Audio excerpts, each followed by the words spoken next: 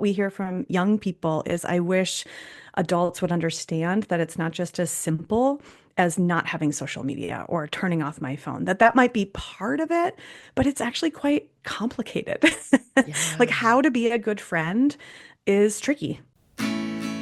Welcome to the Healthy Screen Habits Podcast. I'm Hillary Wilkinson. Whether you're starting your parenting journey with a newborn or looking to connect with your teen on technology, let's learn some new healthy screen habits together.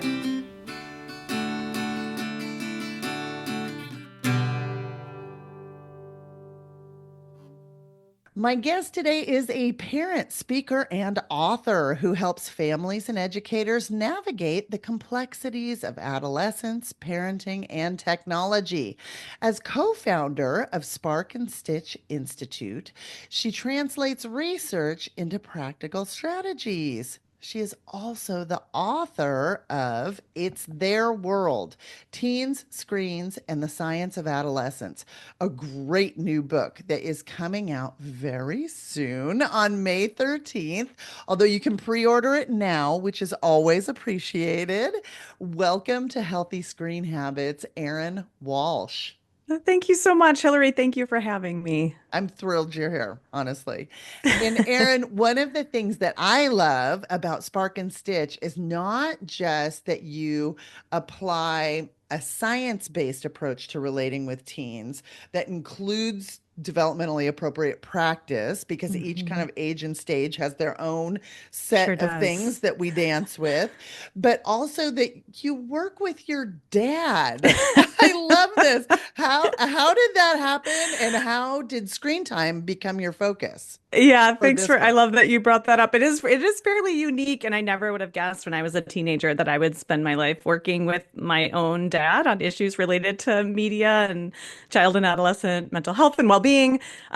And I got into the work in a bit of a roundabout fashion. So when I was a teenager, my parents started one of the first education and advocacy organizations looking at media's impact on child health and development. So it was called the Amazing. National Institute on Media and the Family, and its mission was to maximize the benefits and minimize the harm. So I'm sure that sounds nice to you. I'm sure it sounds nice to all the listeners. But let me remind you that I was in high school at the time. So I think initially I never would have imagined my relationship with my parents' life work was, arguments about why I had to do my homework before I played video games and why I had to think critically about things I was seeing on screens. And I sort of went off into the world, ready to chart my own path, as many young people do. But of course, I started looking at the world around me and thinking about how the world was changing. And importantly, I started working with children. And I also started working around issues related to body image and self-esteem. And it turns out that you can't have a conversation about body image without talking about the powerful role of screens and technology in our lives. And I Right. realized in my early 20s, I had a local expert I could call, and that was my dad. And that was sort of the beginning of me returning to that conversation and realizing that I didn't want it to just be his generation or mine or now my own teenagers, but that we really all want to be a part of the conversation about how do we live well in a world dominated by screens. So we've been working together for the last 20 years, translating the science and hopefully sparking important conversations just like your work. We really see you as colleagues. Yeah, I love the whole circle back, because I think, always at Healthy Screen Habits, we want to come from a place of help and hope. And, Yeah. there are many times during our parenting of teen years, we really need the hope. And We sure do. and We sure hearing do. hearing that full circle cycle goes, oh, Yeah. look at what we're working on so hard so that we can, Exactly. yeah. And we're not really sure where those seeds that we plant. It's not like I turned to my dad when I was 16 and said, "Thank you so much for this mind-blowing advice and I can't wait to spend my life co-creating a digital solutions or digital well-being solutions with you." And of course not. I pushed back. I was annoyed. I rolled my eyes, but those seeds did grow in my own life. We're not quite sure how they're going to grow in our kids' lives, but it is Yes. often a delayed gratification activity, the art of raising teenagers. And we're not quite sure how it's going to end up, but that hope that they will kind of come back to us maybe after adolescence and say, "Hey, you were onto something, and I'd like to kind of join you in this work." Wonderful. Your work focuses, as you can tell already from you talking, your work focuses on connection and relationship Hmm. health. And now I'm very aware that as teens get older, or as our kids grow into their teenage years, developmentally it's appropriate. And although it's not easy to live with, but they tend to want to pull away, both Yeah. online and offline. Yeah. And how do you recommend we show up for our teens without being overwhelming or smothering? Yeah, that's like the tender art of raising a teenager. And I do think this is where it helps that I not just have my Spark and Stitch hat on, but also my parenting hat with a rising high school and a rising middle schooler next year. You know, you just noted this sometimes wrenching, overwhelming experience that, psychologists talk about as individuation, which is just a fancy way to talk about this developmental task of our kids wanting to go out into the world to figure out who they are, and where they belong and where they want to go in the world. And that developmental task, as you noted, often involves pushing us away. In order to figure out who they are, they sometimes have to draw a sharp distinction between who they are and who we are until they maybe come back to us in their early 20s and work with us, Yeah. or whatever path that takes. So I think, what we want to remember is that that's developmentally right on time. It's easy for me to take it personally, even though I know the science, and remembering, oh, this is a developmental task. And to remember that, especially when we're talking about things like screens and technology and social media, we know from the data that teens do want to hear from us. They actually may not turn to us and tell us they want guidance, but they tell researchers, hey, I do want to hear from the caring adults in my life. So we can lean on that a little bit and both respect their autonomy, respect their desire, their drive to go out and figure out who they are, but without entirely letting go. So we talk about this at Spark and Stitch as this art of loosening, without letting go. So we want to give them space to be, figure out who they are, but we also don't want to treat them like mini adults and just say, "Oh, okay, you're asking to be a grown up. You want space. Good luck out there."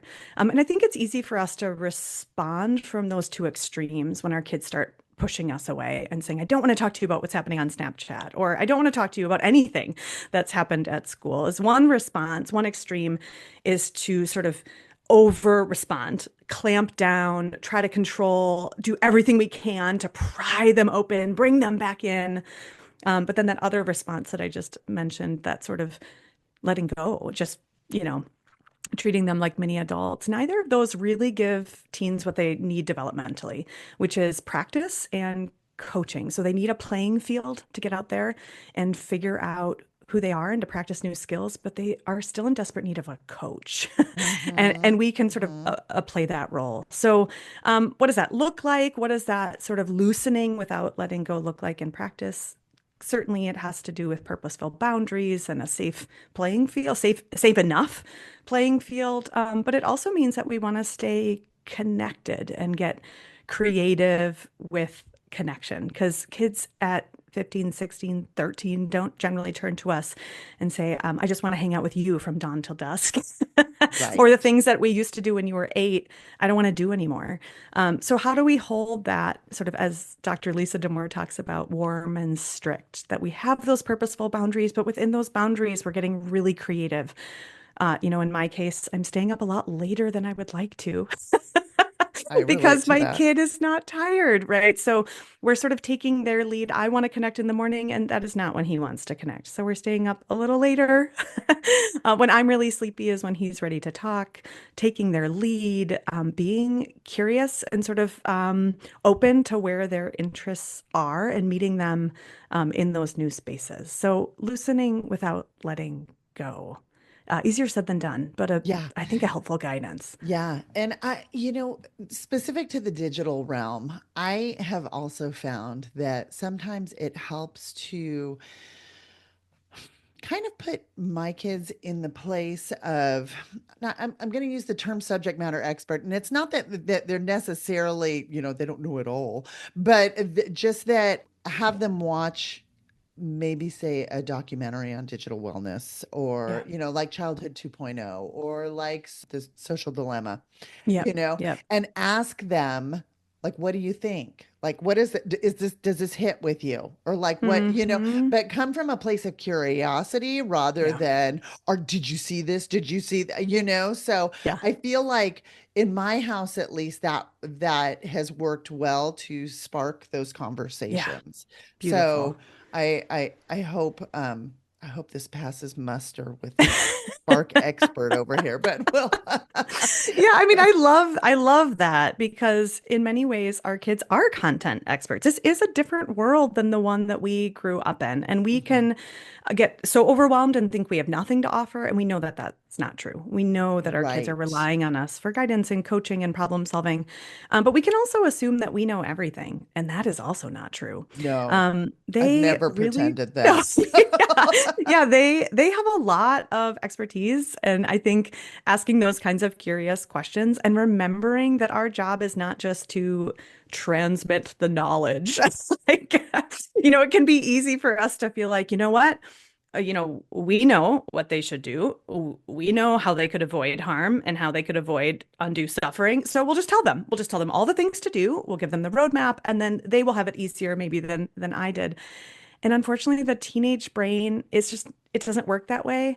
And their lives are pretty different than ours. So even our roadmap might not quite be the perfect fit. Yeah. And so rather than focusing on that sort of transmit the knowledge, the teenage brain is organized around agency and autonomy and getting out through trial and error. So before we can offer any kind of wisdom, we need to ask those questions. I love your suggestions of even having those sort of neutral content pieces. They're like, well, what do you think of that? And are kids thinking that? Or what advice would you give a fourth grader? Teenagers tend to like to give advice about younger kids. For Or what are your sure. friends saying? Yeah. And I think that those are really beautiful invitations. Yeah, and I like the invitation to, like, what would you recommend for a younger child, because Yeah. it kind of also builds that empathy muscle, Yeah. Yeah, so I think exactly. that's really important. And I feel like everything that we're talking about really gets to the title of your book. It's Their World, Yeah. Teen Screens and the Science of Adolescence. It reminds me of that phrase, that I'm a Gen Xer, and we grew up hearing this phrase of, we borrow the world from our children. But Hmm. yet, we're still an active part of this world and helping them navigate it, and recognizing that we're in this immensely transitional time for Yeah. humanity of adapting to digital technology, and maybe even redefining what it means to be like Yeah. sentient. I mean, Yeah. Yeah. it's Yeah. I mean, we are we we are are in like Brave New World, scuttling right? towards that question. Yes. Exactly. So I guess I feel like you've already touched on it a little bit. It kind of helps sometimes if I pre-think a script, but do you have any recommendations of how to offer wisdom and, like, Yeah. still speak as the voice of an elder but Yeah. maintain that, Yeah. like, mentor type Yeah. relationship, recognizing it's just kind of tricky, because it's like, in essence, borrowing the world from our children, but yet we're still here. We're, Yeah. we're we are Yeah. very actively Yeah. involved. Yeah. So And we have stuff to offer yes, and we have yes. guidance and we're creating I that guess play. I this mean, is we like, are I shaping think, the practice field. yeah, Yeah. I think it's the definition of middle age, is what I'm saying. Totally. Among Totally. other It's like we're things. not gone yet. Right. Yeah. Yeah. Right. So Yeah. how do you approach that Yeah, with offering kids? wisdom to an adolescent. Mm-hmm. Mm-hmm. Yeah, I Mm-hmm. mean, I think first we've already touched on some of that foundational Yeah. stuff that the first step is to ask questions. Like before we know what to offer, because I think part of what that gets at is this acknowledgement to our kids that we understand that it's complicated. We don't understand everything they're experiencing, but we understand that there aren't always simple solutions, that there isn't always just sort of a two steps and it'll be solved. That growing up in a world dominated by screens is not always straightforward. It's complicated. It actually asks young people to use a pretty sophisticated set of emotional and cognitive skills. Yeah. And Yeah. they're, a generation that is figuring that out as they go, and they've done a lot. They have a lot of skills. They've built a lot of skills. But I think what we hear from young people is, I wish adults would understand that it's not just as simple as not having social media or turning off my phone, that might be part of it, but it's actually quite complicated. Like, Yeah. how to be a good friend is tricky. To figure out, how do I stay present for someone who's suffering, who's texting me, but also I'm not supposed to have my phone at dinner. And also my screen time just went up, but this friend is saying they're relying on me. Like, those are tricky situations. Yeah, for And sure. so how do we offer wisdom is first by acknowledging that it's hard. It can be hard. So starting with that sort of like, oh, it is tricky. And just taking a beat and taking a breath sometimes is all young people need. They have some of the wisdom inside of them, and just acknowledging the space of that they don't have to just cling to their phones with all their lives, Mhm. but that we could set it down for a minute and just acknowledge that this is tough. Um, and I think the older the teen, especially asking if we can offer advice can be a helpful step. So I know that these situations do not always go beautifully in textbook, but saying, "Hey, do you wanna hear some thoughts? Do you want my help problem solving this? Or do you just want to like sit with it for a little bit and we could talk about it tomorrow?" So I think sometimes we forget that with teenagers, we have a little bit of the gift of time, that we can wait until after we've had a good night's sleep to problem solve with them. Or we could hear something that's deeply concerning and take a deep breath and pick up that thread the next day when we feel a little less panicky. So there are some things that require urgent attention. There are safety things that we don't want to delay. But I do think that sort of validating, asking for permission, planting seeds, and then revisiting when we're in a good place where our kids can actually listen or where they're open to listening goes a long way. Great. Yeah. So when we come back, let's talk more about the specific challenges that teens are facing today with tech. Diving into the world of smartphones can be a wild ride for kids and parents alike. Whether your child is getting their first smartphone or has had one for a while, chances are they're still figuring out the do's and don'ts of using a smartphone wisely. Our book is here to help. Healthy Screen Habits for Tweens and Teens, a training workbook to help you use your phone wisely, is the tool your child needs to navigate life in the digital world. From tackling poor phone etiquette to addressing social media anxieties and online safety concerns, we have your child covered. Written especially for adolescents, we've put together all the information, tips, hacks, and rules to ensure that your child's phone is a useful tool that they control, not the other way around. We explain the whys behind the rules of phone use. We show your child the possible traps and dangers to watch out for, how to prevent them, and how to fix them if your child has made a mistake. We give your child the 5 core healthy screen habits to use daily, protecting them from some of the worst mistakes tweens and teens make while using their phones. This workbook will teach your child how to use their phone as a tool to help them do great things in their one amazing life, and it will make your life so much easier at the same time. Packed with colorful graphics and easy to read content, this resource is a game changer for kids. Don't miss out. Buy your copy of Healthy Screen Habits for Tweens and Teens on Amazon.com today.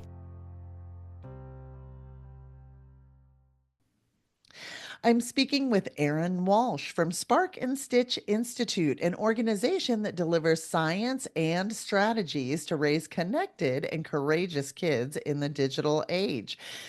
So, Erin, there is a lot of disconnection out there Hmm. resulting from tech, right? Yeah. Yeah. Whether it's algorithmic push or just experience blocking that comes from these Yep. devices in our hands. And even, or like, I mean, right now, I think even more so than ever, the continued silo building of Yeah. ideas, Yeah. so we have this need for human connection, and it's never been greater, and yet we've never been lonelier. Yeah. as a species. And Yeah. I mean, that is something we work on, is we call it relational health, how to create Yeah. connections, set experiences, start communication, all of those things, which I feel like you're gifted at just listening to you. What I don't know is how you do this second part of your mission statement. How do you raise courageous kids? Yeah. Yeah. It's such a beautiful question because that's a word we throw around a lot. Um, and it's like, okay, what is that? We all want it. Like I haven't met somebody who's like, nah, don't care. It's courageous, not a big deal. But I think when we actually dig into it, like we know you maybe have heard, right? The root of the word courage is core or heart. Um, and so while we talk about courage sometimes culturally as like synonymous with this sort of like battle or bravery. At the root of it, I think a lot of it is about helping our kids act in alignment with their values, with their beliefs, with compassion for themselves and for others. But the trick is that we can't just like assign kids courage. We can't tell them, Right. go be courageous. I And know. courage is going to look really different in different settings and at different ages. So the question is, how do we model it? How do we plant the seeds for it? And how do we just keep reminding ourselves that the job is not to raise kids who grow up, but also know how to show up for themselves and for others. And I think what can be helpful for me as a parent is to remind myself that that's not a switch that kids just turn on or off, like it's ingrained, they're either courageous or not, that it's actually a set of skills that's built over time. So skills like self-awareness of what am I feeling right now? Am I feeling angry or am I feeling embarrassed? Am I feeling worried? Am I feeling pain for somebody else's experience? Um, and being able to sort of settle my body enough to be able to consider somebody else's feelings, to understand that what somebody else needs and wants is not the same as what I need and want when they're in pain or suffering. I mean, these are big skills that many adults struggle to put into practice, that I sometimes struggle to put into practice. But the cool thing about these skills is that we talk with young people and with parents is that reminder that whatever the brain does a lot of is what the brain gets good at. So the more that we practice things like naming my emotions, the more that we build a toolkit for regulating my feelings, the more that I'm noticing other people's emotions and trying to think about what are my values? When does tech help me live into my values and when does it make it harder?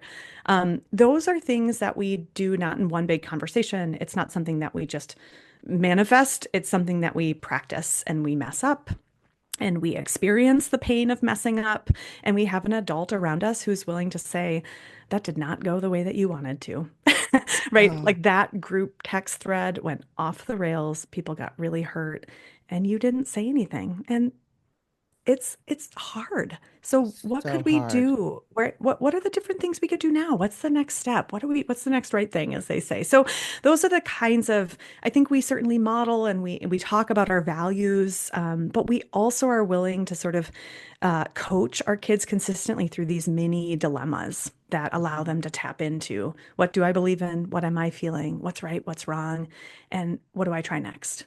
Yeah, And that yeah. happens in little ways throughout childhood, adolescence, and honestly into our adult lives. Oh, for sure. Yeah. Absolutely. Yeah. There's that whole phrase, you've got to name it to tame it with Yeah. the emotional Yeah. awareness. Yep. And I think it's particularly, they've done, you're the expert. You're going to know way more about this than but I've read about like gender studies where they have found that, women and girls have a lot of words to describe Yeah. emotions at Yeah. their regular, in Yep. their Yep. sort of verbal lexicon, if you will, Yep. where they can immediately access those words like frustration, irritated, Yeah. annoyed, all of those Yep. things. Yeah. This And range. yes, exactly.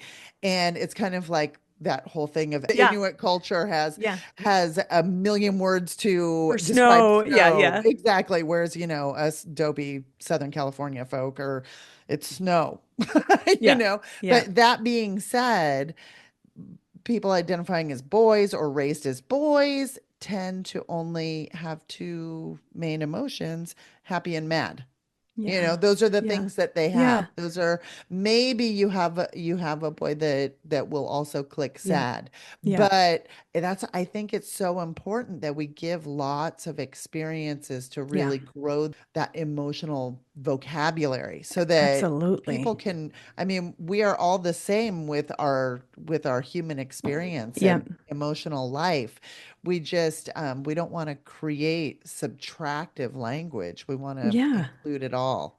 Yeah, absolutely. And I think part of that is, again, that sort of modeling, that we have adults who identify as men in young people's lives who are able to model that, like that I have more than Yeah. two feelings, that I talk about feelings too, that you don't just go um, to girls or women to talk about feelings, that we all are practicing having that sort of range. And I think for parents who didn't grow up talking a lot about feelings, it's okay to say, you know what, this is kind of new to me.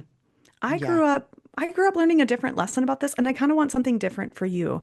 So anger, I go to anger fast, but I'm realizing that there's a lot of things underneath that. And I think it's okay for us to be these sort of works in progress, and modeling that a little bit can give us all permission to have those kinds of awkward or bumpy conversations Right. um, that we know teens may not thank us for in the moment, but ultimately benefit from when we're able to say, what came out was anger, but underneath it was fear, Right. or underneath it Right. was embarrassment. And now that I know what it is, I might respond a little differently, right? Right. And I think so we're very clear how this all relates to tech habits Yeah, is a lot of times people will use their devices as kind of a numbing yeah. technique, where you get put in a place of high emotion and you reach for the thing. It's like the law of the Relief. least, right? Yeah, Yeah, yeah, you reach for the thing that will distract you out of that emotion.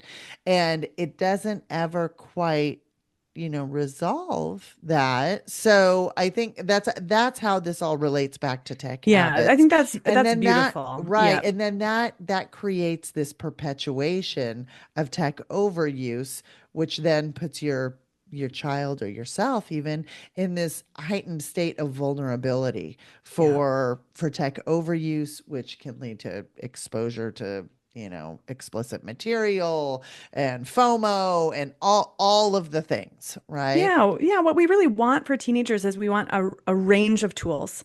So, is it Hmm. fine for a teenager who's feeling sad to come home and listen to a playlist to just chill out, or maybe play a half hour of video games? On its alone, it's not inherently bad to sometimes use distraction. But if that's the only tool and that's your go-to tool, that's where we want to be really concerned. We want to see adolescents grow a range of tools to manage and move through their emotions. And it relates to tech in terms of, are they using those?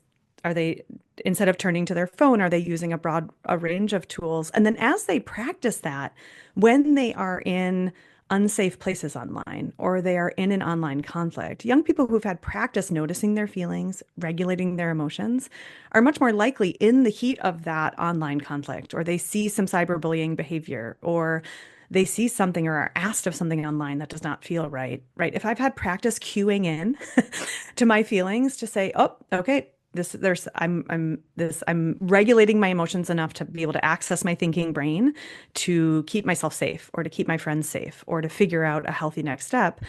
All of that is related. So both tech habits in terms of how do we regulate our feelings, but also learning those regulation strategies so that when we're in online environments, we can access, what we've been talking about is emotional courage, but the ability to sort of think about how do I do what's right for me and for the people I care about in these spaces. Right, right. So this kind of feeds into a zone that I think is really interesting, and it's cutting edge and brand new in technology is AI and chatbots. And I Yes, the specifically, brave new future. Yeah. right? Okay, so I specifically would like to talk to you about the relationships that we're hearing about AI romantic partners. Let's do And it. I Yeah. mean, tragically, earlier this year, we learned about Sewell Setzer, 14-year-old Florida Yeah. teen who took his life at the request of his AI girlfriend to come join him. Yeah. And we continue to hear about other bots that are offering what can be perceived as nefarious solutions, I would Yeah. say, you Yeah. know, and I personally continue to receive emails from a very flirty chatbot Yeah. that I had because I Who went will not let it online. go. No, exactly. I mean, I went on to character AI when this first started coming out. You got to Yep. kind of, taste the water that we're swimming Yep. in here. I had a brief one-time interaction with months ago with this chatbot when I was testing the platform. I have never responded to any of the emails, and yet without fail, they Yeah. keep showing up every Yeah. few weeks. And I just think, wow, if I was 15, if I was Mhm. 14, Yeah. knowing that these platforms are so readily accessible, there's Yeah. no age verification, there's none anything. No regulation. Yeah. No. How do we talk to our kids about these AI Yeah. relationships? Yeah. Well, first of all, I love the question. Because our first step is just to acknowledge that teens are using generative AI. Hmm. And they're using it at an increasingly accelerated pace. So as we look at the data of like daily users, it's going up quite quickly. So the latest Common Sense Media study, right, that came out this fall reminded us that, 37% of parents thought that their kids were using generative AI of the kids who were using it.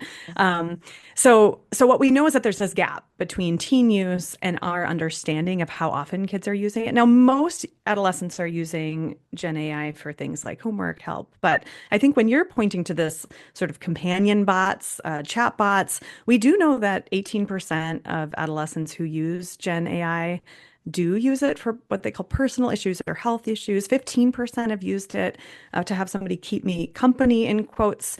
So whether that is a chat friend, a sounding board, or we are hearing that young people are using sort of these as romantic relationships or Hmm. exploring or being curious about what that looks like in terms of romantic relationships. So acknowledging that we're not ahead of them by starting these conversations. Like that's our first step, is we tend to be behind. So starting the conversation early. And I do think I just want to point Common Sense Media, Hope Lab, and the Harvard Center for Digital Thriving did a study last spring. And they did ask young people, how are you using these tools? And I just want to read a few of the quotes. This is not my research, but that study, one teenager said, that robot makes me feel important. Yes. Another young person said, that robot listens to me.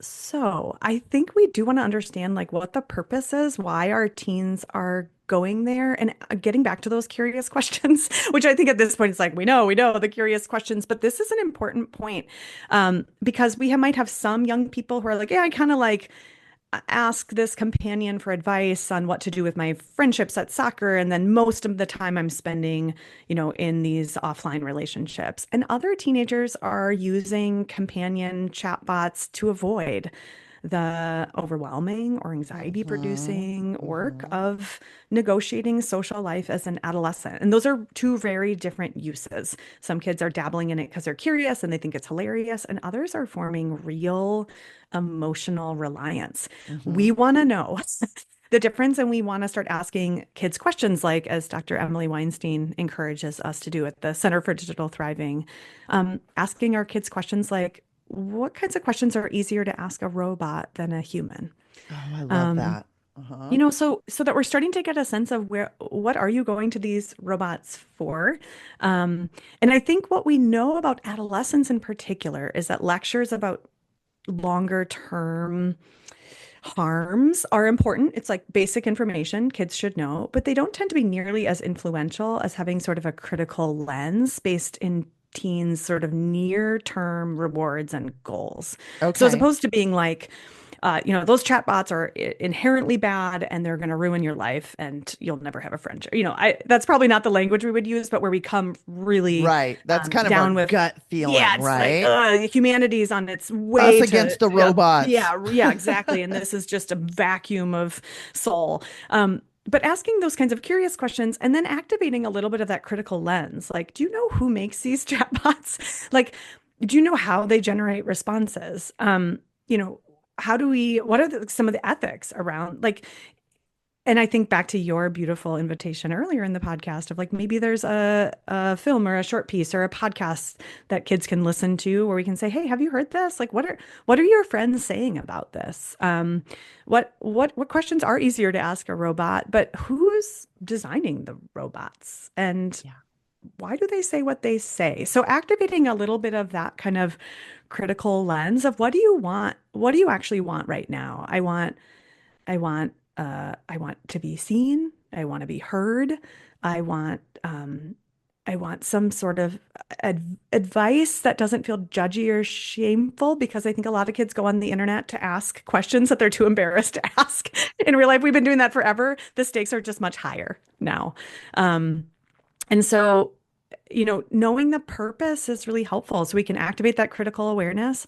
And also, if they're going online for information, making sure they have evidence-based information, making sure, oh, if you're interested in that, here's some places that you can look. Right. That kind of But I gets think, into that digital citizenship versus digital literacy component. yeah, Yeah. exactly, exactly. So curious questions, activating some critical awareness of the literacy around bots and Gen AI and the ethics of it, and then really, really keeping an eye as a caregiver on sort of like what are the red flags. So when we're starting to see sort of avoidance behavior, when we start to see that it's starting to take over, that it's the go-to tool for advice, for emotional regulation, for affirmation. These tech companies have made these really frictionless relational environments that are designed to sort Hmm. of affirm and mirror back.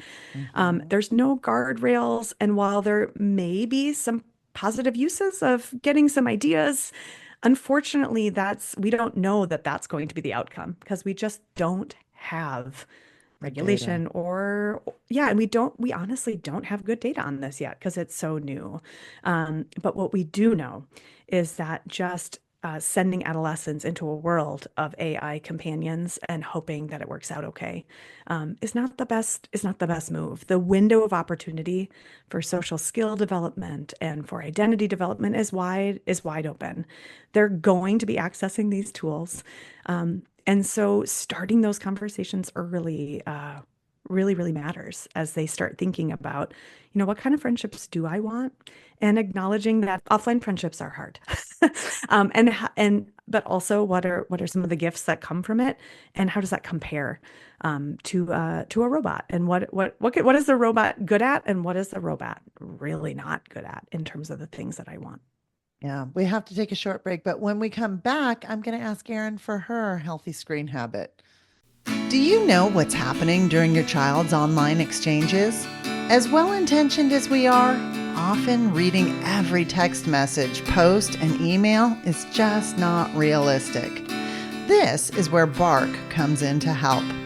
Founded in 2015, Bark Technologies provides a parental control app that monitors and alerts parents to online threats. Bark was created for parents by parents to offer a better, easier, and more effective way to keep children safe online. Bark monitors posts and messagings for things like signs of bullying and communication with dangerous strangers. Bark's algorithms analyze all activity and issue parents notifications via their chosen communication method. Gain peace of mind and get 10% off of Bark service for life by using the Healthy Screen Habits link. Go to our website at healthyscreenhabits.org, click on the Tools button in the drop-down menu, and look for products we endorse to find Bark. It will be the easiest click you make all day. Peace of mind is just a bark away. I'm speaking with Erin Walsh, co-founder of Spark and Stitch Institute and author of It's Their World, Teens, Screens, and the Science of Adolescence, dropping on May 13th. Get your copy now. Erin, on every episode of the Healthy Screen Habits podcast, I ask for a healthy screen habit. And this is going to be a tip or takeaway that listeners can put into practice right away in their own home. What's yours? Yeah, so it's going to come of no surprise given the theme of this podcast, but ask your teen a curious question. But here is the real tip. is notice your own pull to judge, to lecture, to make assumptions, to jump to conclusions. Just notice that reaction and just do everything that you can to listen. And just note, before you respond, note what concerns you, what impresses you, what worries you, and what excites you. Whatever the brain does a lot of is what the brain gets good at. We can Yeah. get better at asking our kids curious questions. Yeah. And I like your advice earlier of, just because your teen is answering this curious question doesn't mean that you have to react to it right away. Yeah. You can Yep. just receive the information, Receive and breathe. breathe through it. Receive and Exactly. breathe. That is like the Breathe art through it of parenting a teenager. yeah, and then maybe revisit it if you need Yes. to. It doesn't mean Or ignoring it. In fact, Mhm. often when we revisit it, we come to it with a lot more intention. And sometimes our kids say nothing at all. So I just want to acknowledge that sometimes you ask a curious question and they're like, "Ba, ba, ba, ba, ba, ba," and other times they're like, I'm good. And have no other, and that is not a sign to stop. That's just a sign to try again another day. Yes. As always, you can find a complete transcript of this show, as well as a link to Spark and Stitch Institute and Erin's new book by visiting the show notes for this episode. You do this by going to healthyscreenhabits.org, click on the podcast button, and scroll down. You'll find this episode right up front. Erin, thank you so much for being here today, for all of your work in the world to build connections and healthy relationships and kind of unravel the mysteries of adolescents and teens. Thank you so much for having me. And likewise, thank you so much for your work in the world. We need everybody at the table. So thanks for having me. For more information, you can find us on Instagram and Facebook at Healthy Screen Habits. Make sure to visit our website, healthyscreenhabits.org, where you can subscribe to the show on Apple Podcasts or via RSS, so you'll never miss an episode. It's free, it's fun, and you get a healthy new screen habit each week.